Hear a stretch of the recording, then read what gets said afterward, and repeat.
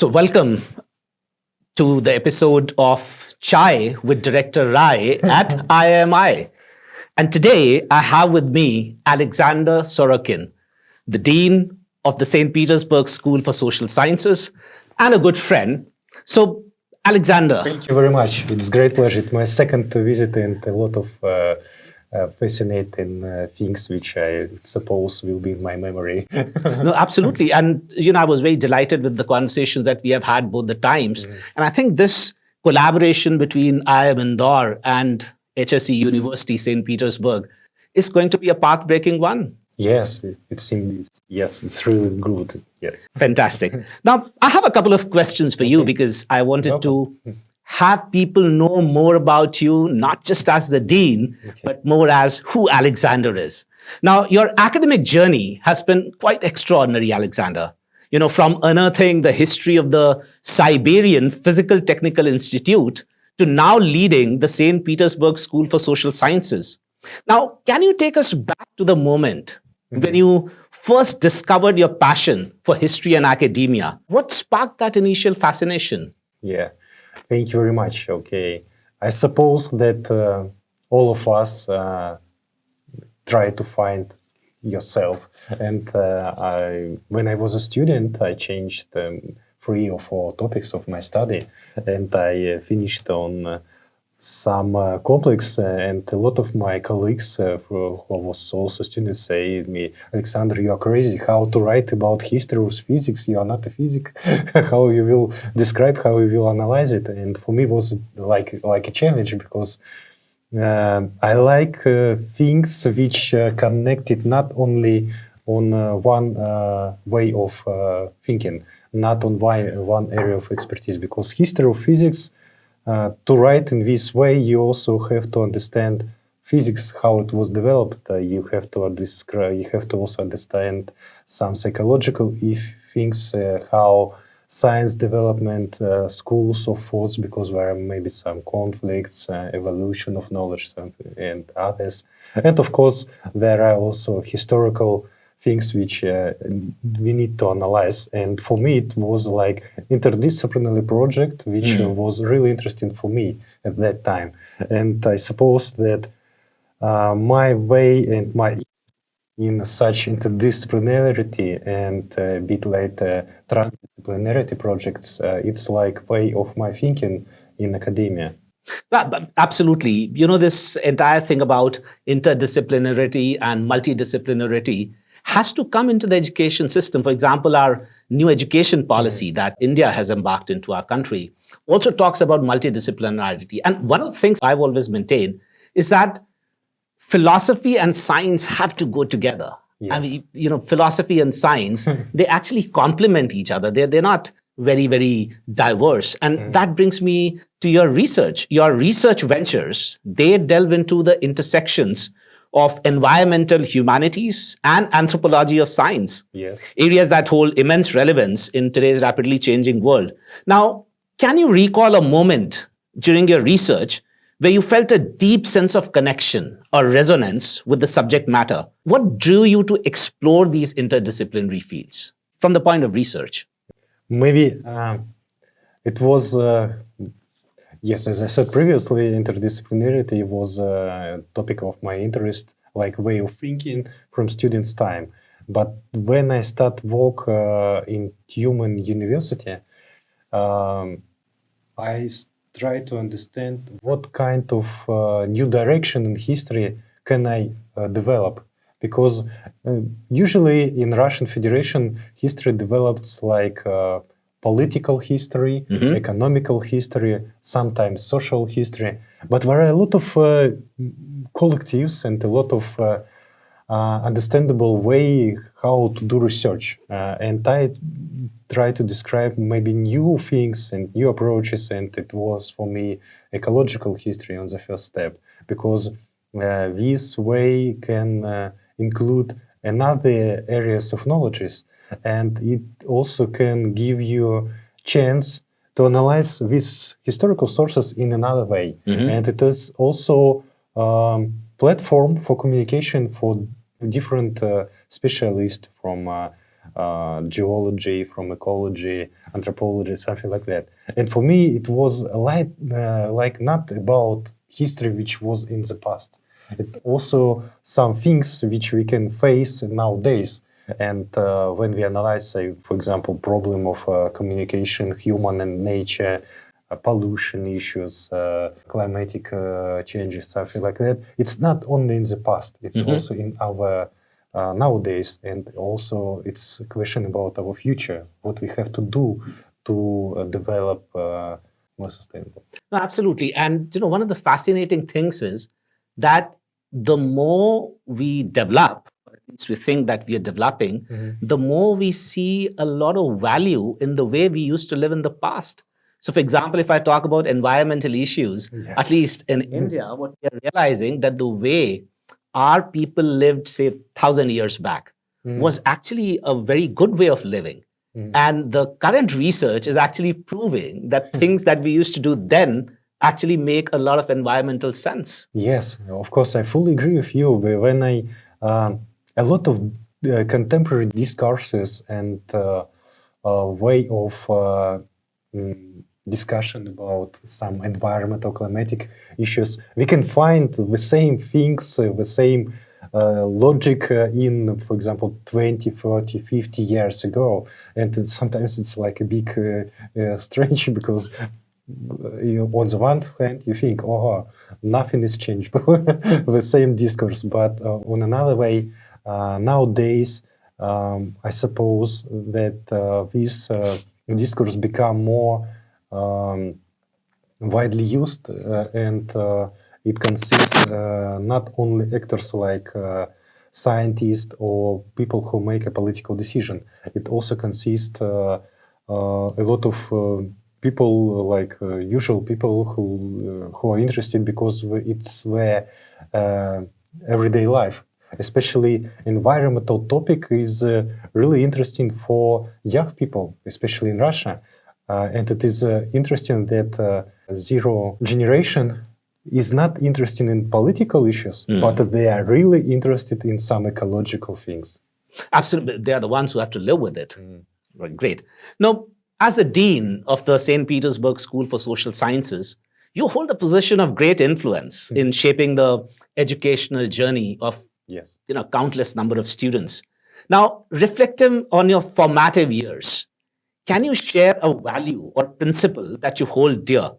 Perhaps one that you learned during your childhood or youth, or even during your own time as a student? How do you strive to embody this principle in your leadership style as you guide and mentor the next generation of students? Okay. I was born in a small city. It was located in Kemerovo region. It is in Siberia. And it's like the main area of development is coal industry. And my father there was also a master in coal mines. And maybe one of the main things from my childhood was that it have to be a close connection between your words and your deals. If you say something, you have to deal it. And it becomes from my childhood. When I was a student, I communicate with students from different areas. I was studied in Tomsk University. This is like students' city. Every 5 citizen in Tomsk is a student. And there are a lot of international students. And with communication, a lot of young people give me opportunity to organize my manager style like more democracy. And I try to involve in a very important thing. I try to delegate something for my team. Not like authoritarian style, but more democracy, involve people in a project, and I suppose then they involve people. This project becomes more energetic, more successful, because people, for these people, this project not only obligatory, it's like their way, their life, and something like that. So, two things from childhood and from students. Lovely, because this absolutely resonates with the value system that I believe in. In fact, if you look at my tagline, it says say what you mean and do what you say. Yes. And then even when I talk about negotiation, I say it's essential that we try to develop a consensus around a common vision. Mhm. And I think if you provide a vision to your team and can build up consensus, then the longevity of the decisions made is very, very high. All right. Now, let me go to something completely different, Alexander. Now, beyond the realm of academia, your interest in sports, Yes. extreme sports, and traveling, they add vibrant layers to your persona. How do these passions inform your approach to research and teaching? Again, can you take us back to your childhood or youth and share what sparked your love for sports? Yes, sports is like second part of my life. Yes, and I changed a different kind of sports from time to time. When I was a student, I like swimming, volleyball, boxing, and I was successful in this sphere. A bit later, I like running, and I finished 3 marathons in different countries. Wow. As for extreme sports, I also jumping with parachute one times. That it's only one extreme thing. Sports activity helps me to reflect my life. When running, when boxing, volleyball, it's like change one activity to another, and it's really useful for my work because I have a lot of KPIs, I look at things which I have to do, and to change activity is really useful to reflect, to understand what to do in your professional way. And when I running, for example, it's really useful for me to write article because sometimes I can't finish in some articles, some documents, reports, but after 1 hour of running, everything will be clear. I can understand. No wonder you were asking me if I also ran or not. It happens with me also exactly the same way when I'm in the mountains, when I'm doing my mountaineering, that some problem that has not been resolved, suddenly a solution comes in, or an idea that I've been working on actually kind of materializes, and I get a completely different insight or a completely new insight into that idea. But I can completely understand. But tell me more about running, because I do have a lot of friends. And I told you that I did try running once. I did a 10-kilometer run, but not beyond that. But they tell me that something happens after 7 or 8 kilometers when you get into that zone. Do you have the same experience?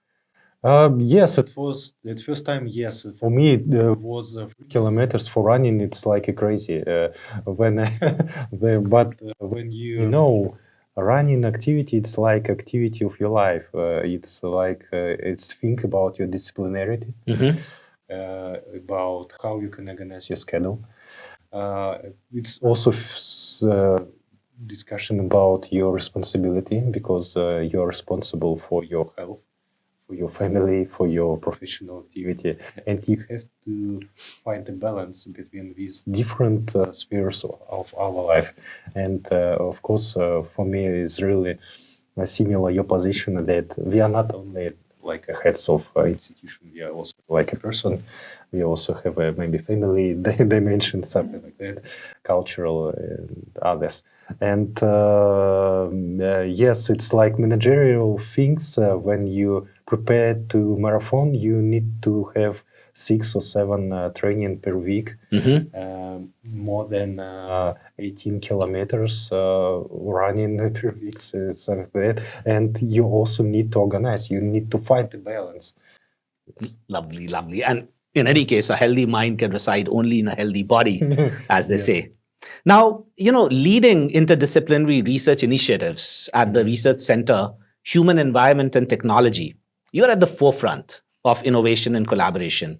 Can you recall a particularly memorable collaboration or project that embodied the spirit of interdisciplinary inquiry, and what made it so special? Yes, where this research center we organized 4 years ago in Human University, and we conducted more than 20 different projects and grants. Maybe something interesting was our collaboration.